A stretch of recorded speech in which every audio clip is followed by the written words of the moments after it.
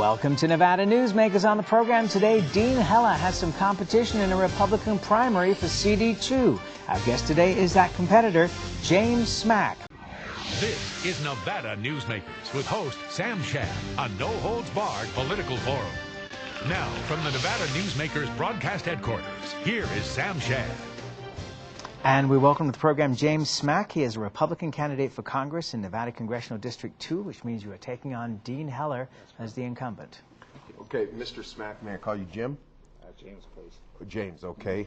Being from Fallon, I thought you might go with Jim. But hey, you know, in the Nevada Republican Party, there seems to be a major rift between Republicans and then what you might call Ron Paul Republicans.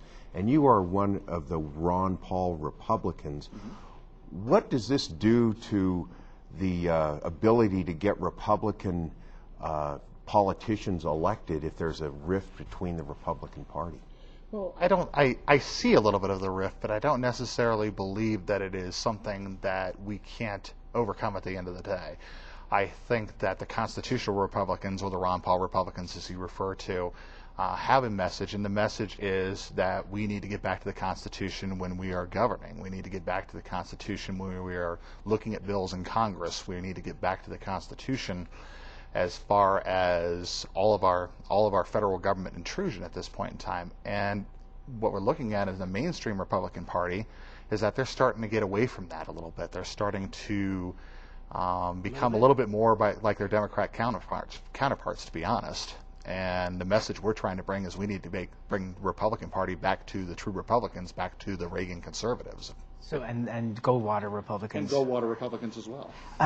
Dean Heller has been commented on this program many times and discussed even with the congressman from what many people considered to be a moderate when he was in the legislature, and definitely he was very nonpartisan as Secretary of State. But during the election process, where Sharon Engel was supported by Club for Growth, a very conservative organization, against him, now Club for Growth says, Dean's our guy. How are you going to out-conservative Dean Heller? Well, I'm going to talk about specific issues. I'm going to talk about, the main thing I want to talk about is the economy. I want to talk about what we need to do to get this economy back on track, and what the federal government can do to help that. And I think the federal government can best do to help that is to basically try to get as far out of the way as possible. I think, first of all, we need to get the Bush tax cuts made permanent. I think that's an important thing because that's going to become a tax increase here in another couple of years. I think that my opponent would agree with that. I also think that we need to suspend the gas tax for a minimum of 1 year. And that would be something that, on the first day I'm in Congress, that would be a bill that I would sponsor. Okay, but that would not benefit Nevadans to begin with? Why would that not benefit Nevadans? Because we have it written into our laws that if the federal gas tax is reduced, that we still maintain that. So okay. Nevadans would not benefit. The other thing is that money goes towards our infrastructure, and our infrastructure is crumbling. You saw that bridge that collapsed. Mm-hmm. So 18 cents, the gas companies could raise the price by that amount. I just don't think that that's a significant enough number to make a difference when the damage it would cause to our nation's infrastructure. But there's also significant enough numbers in what we are giving in foreign aid to different countries like Ethiopia, Egypt, the Sudan. We need to stop foreign aid entirely. I think that we can't afford it anymore. We can't afford to be giving our money away to different countries and then borrowing that money from China in order to pay it back. I'll give a kind of a real-life example of what the federal government is doing.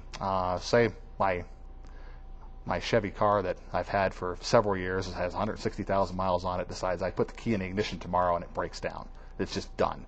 I have to go buy another car.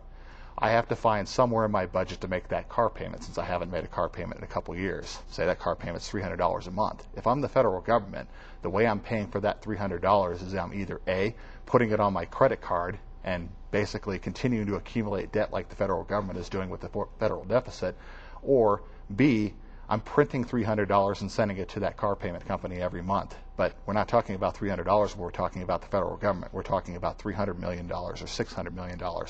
That's what's causing the out-of-control inflation that's going on right now. What's causing the gas prices to go up, what's causing our food prices to go up, is primarily the fact we just keep printing more money and we don't have anything to back that money up. Let me switch gears with you, James. On your MySpace website, you have a clip from a David Letterman show that's funny, but the punchline is a joke about there's no exit strategy in Iraq. And now, so do you oppose the way the Bush administration has handled the war in Iraq? Why do you have that funny Letterman clip on your MySpace website? Actually, the only reason why I have the funny Letterman clip on the MySpace website is because I'm a Battlestar Galactica fan, but it is kind of ironic that that is the punchline of that clip, because I do believe that it is time for our troops to come home from Iraq. It's time for us to develop some kind of exit strategy. I'm not saying put a date certain on it, because putting a date certain on it puts our troops in danger. But I do think that we need to be getting out of there more in a matter of months as opposed to a matter of years. I think that we can't economically afford to continue this effort in Iraq at this point in time, or efforts to maintain military bases in Germany or Korea. We need to bring those troops home, and we need to put a lot of those troops on our southern border to protect our interests from illegal immigration. Okay, let's take a break. More with congressional candidate James Smack right after this.